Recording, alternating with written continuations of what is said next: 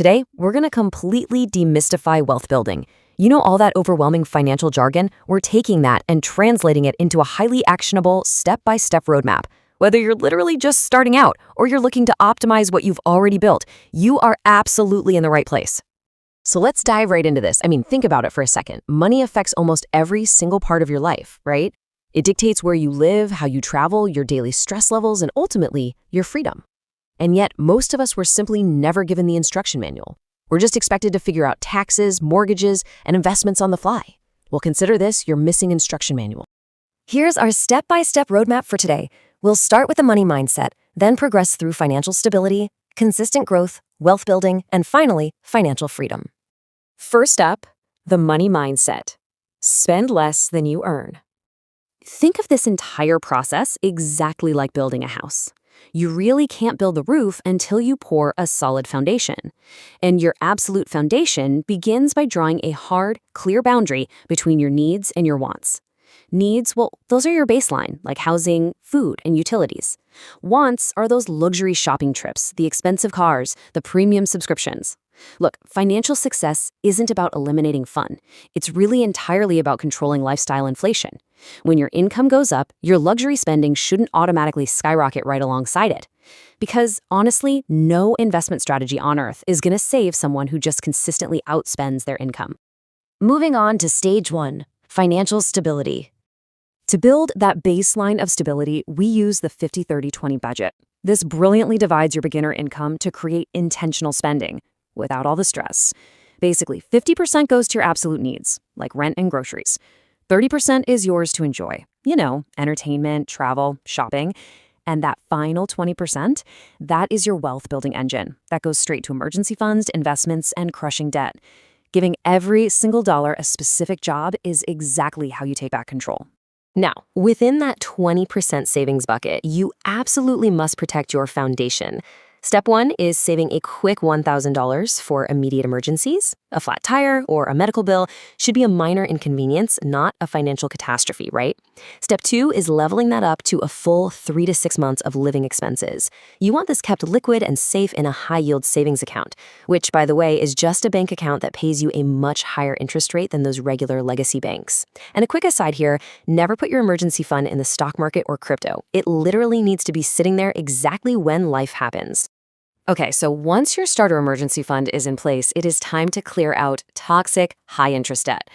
You've got 2 highly effective strategies here. You can choose the debt snowball method, where you pay off your smallest balances first. That gives you massive, fast-paced psychological momentum and keeps you motivated.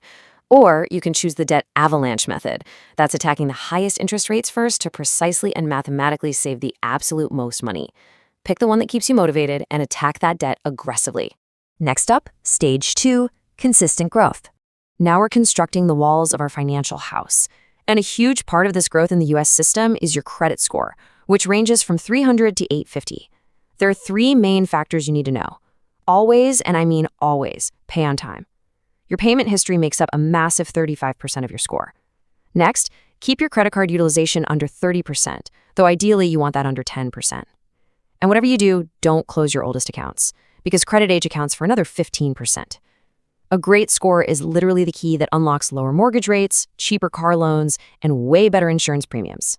So the crucial point here is identifying how to use credit responsibly. We really have to distinguish between good debt that builds equity, like a mortgage on a home or reasonable student loans for a high-paying career, versus bad debt. Bad debt simply destroys your wealth-building potential. High-interest credit cards pushing a 20% APR, meaning the yearly interest they charge you, or those predatory payday loans are absolute wealth killers. A good rule of thumb? Never spend money on a credit card that you don't already have sitting right there in your checking account. All right, stage 3, wealth building. Get ready because it is finally time to put the roof on our house. We're leaving that paycheck-to-paycheck stress in the dust and entering the seriously exhilarating world of compound interest. This is where your money actually starts making its own money. See, inflation naturally reduces your purchasing power over time, so investing is literally the only way to outpace it. As Albert Einstein reportedly said, compound interest is the 8th wonder of the world. Those who understand it, earn it. Those who don't, pay it. Let's look at a totally realistic scenario here, because you absolutely do not need a massive salary to become a millionaire. You just need discipline. Let's say you automate your finances and you invest just $500 a month. We'll assume a historical average annual return of roughly 10%, and you do this consistently for 30 years. Boom, just like that, your consistency turns into over $1 million. Your actual out-of-pocket contribution was just a fraction of that, but compound growth did all the heavy lifting. To put that into perspective, wealth is entirely about time in the market and consistency. It is absolutely not about luck, timing the market, or hitting it big with lottery tickets. To get there, you don't need to be some Wall Street trader picking individual stocks all day. You want to use simple vehicles, like low-cost index funds that automatically track hundreds of top companies. Take the S&P 500, for example, which holds the 500 largest U.S. companies. That gives you instant diversification. And hey, if your employer offers a 401k match, take it immediately. Contribute at least enough to get that full match, because guys, that is literally free money. Finally, avoid emotional investing. Fear and greed cause terrible decisions. The most successful investors, they just stay disciplined. And finally, stage 4, financial freedom. We have officially reached the absolute penthouse of our roadmap.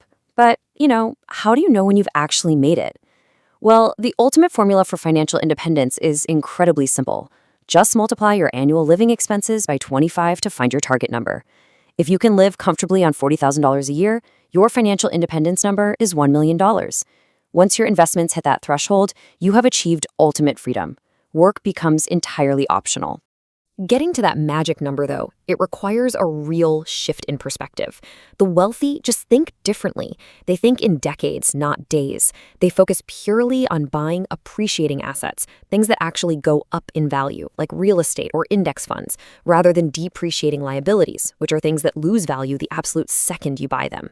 They focus on generating cash flow and building multiple income streams, so they are never, ever reliant on just one boss or one paycheck. Look, personal finance is not about becoming rich overnight. It's about patience, making smart decisions, and just relentless consistency. Start applying the step-by-step roadmap today. Build that budget, save up that emergency fund, and invest in your future. Because the earlier you start, the more freedom you create for yourself down the line. So I'll leave you with this one thought to ponder. If small habits truly transform your life, what single financial decision can you make today that your future self will endlessly thank you for?